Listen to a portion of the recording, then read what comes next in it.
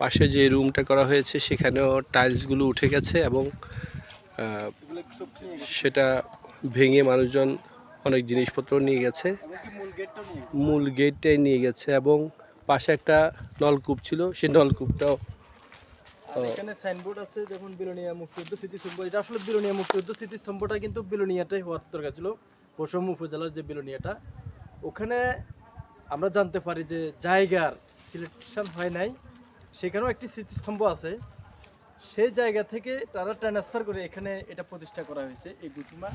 কিন্তু আসলে এটা প্রতিষ্ঠা করার করলেও এখানে কার্যত কোনো কাজ হয় না, কোনো ওইভাবে শ্রদ্ধা জানানো হয় না। এখানে উদ্বোধনের সময় সাবেক চেয়ারম্যান জনাব কামালউদ্দিন মজুমদার এবং পশ্চিম পৌরসভার মেয়র জনাব নিজামুদ্দিন আহমেদ চৌধুরী সাজেল ভাই এটা উদ্বোধন করেছেন 12/14/1421 বঙ্গাব্দ 26 মার্চ 2015 সালে।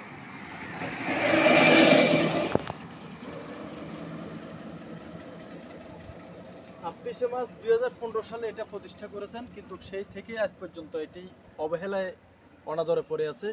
এখানে জানানো হয় না প্রতি বছর যে শ্রদ্ধাঞ্জলি দেওয়া হয়, আমরা যে শহীদ মিনার বিভিন্ন জায়গায় বা স্মৃতিস্তম্ভে এটাতে কিন্তু তেমনটা একটা না। কোনো একটা দিনও এটার কার্যত কোনো উদ্যোগ পরিষ্কার পরিচ্ছন্নর কোনো না। এই জন্য এটা অবহেলিত পড়ে আছে এবং কি চোর চারটা যারা আছে সবগুলো খুলি নিয়ে যাচ্ছে।